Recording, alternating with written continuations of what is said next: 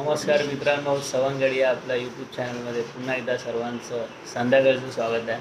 So आता संध्याकाळचे वाजलेत 6:30 आणि आज आई बनवणार आहे पॅटीस.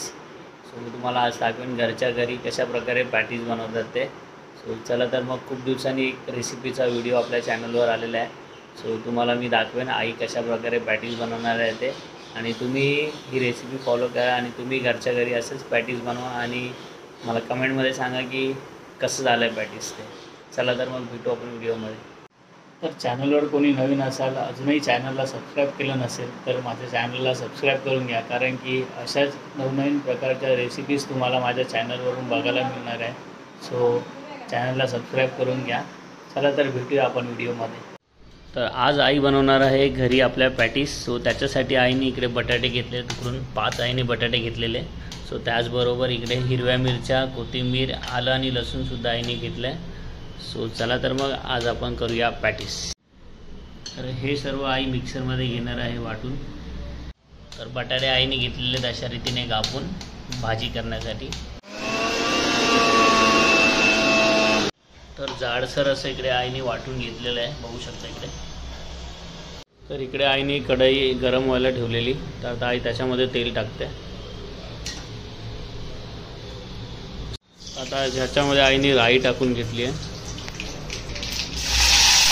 कढीपत्ता टाकून घेतलेला आहे.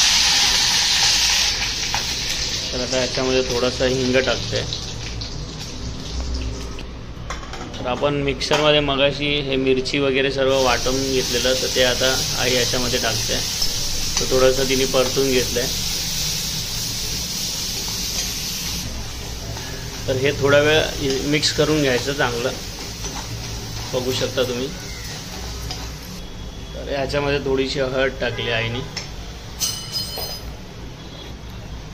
चवीनुसार मीठ, आणि जे मगाशी बटाटे आपण कापून घेतलेले ते बटाटे आता आई याच्यामध्ये टाकणार आहे.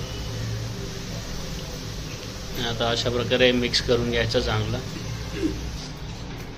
सो अशा प्रकारे आपली भाजी इकडे तयार झालेली आहे. तर इकडे आईने चण्याचं पीठ घेतलेलं 150 ते 200 ग्रॅम, आणि त्यात थोडी हळद टाकली आहे.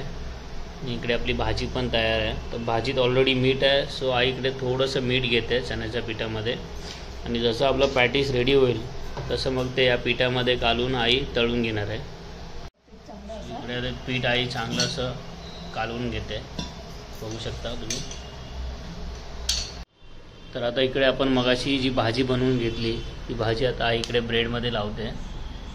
सो अशा प्रकारे आई भाजी लावते.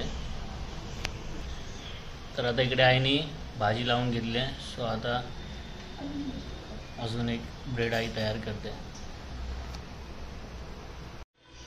तर आता इकडे आई दुसरा ब्रेड त्याच्यावरती ठेवते. सो अशा प्रकारे पहिला आपण भाजी लावून घेतली आणि नंतर मग दुसरा एक ब्रेड त्याच्यावरती आपण ठेवून घेतला आहे.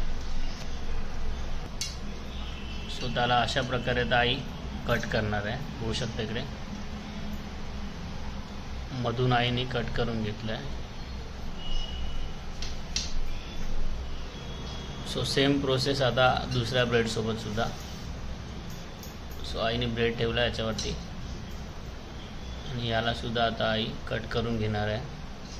अशा प्रकारे आई कट करून घेते.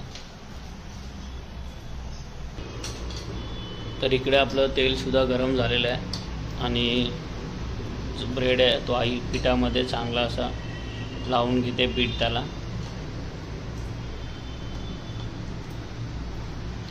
आणि मग आता याच्यामध्ये तेलामध्ये आई तळून घेणार आहे. सो गरमागरम आपलं पॅटीस थोड्याच वेळात तयार होणार आहे. साधी आणि सोपी पद्धत. पावसामध्ये असंच काहीतरी गरमागरम खायला खूप बरं वाटतं. सो बाहेर पाऊससुद्धा पडतो आणि आई इकडे पॅटीस बनवते गरमागरम. तर इकडे आता बघू शकता गोल्डन ब्राऊन कलर येईपर्यंत तळून घ्यायचं पॅटीस. सो कलर बघू शकता, हा कलर आपल्याला पाहिजे. तो आपला पॅटीस रेडी आहे.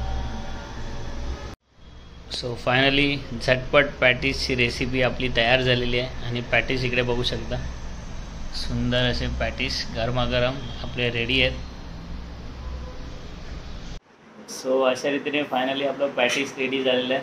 सो तुम्हाला रेसिपी कशी वाटली ते मला कमेंट करून नक्की कळवा. व्हिडिओ आवडला असेल तर व्हिडिओला लाईक करा. चॅनलवर कोणी नवीन असेल तर चॅनलला सबस्क्राईब करायला विसरू नका. असेच नवनवीन रेसिपीचे ब्लॉग तुम्हाला माझ्या चॅनलमार्फत बघायला मिळतील. सो चला तर मग बाय बाय, भेटूया अशाच एका नवीन व्हिडिओमध्ये.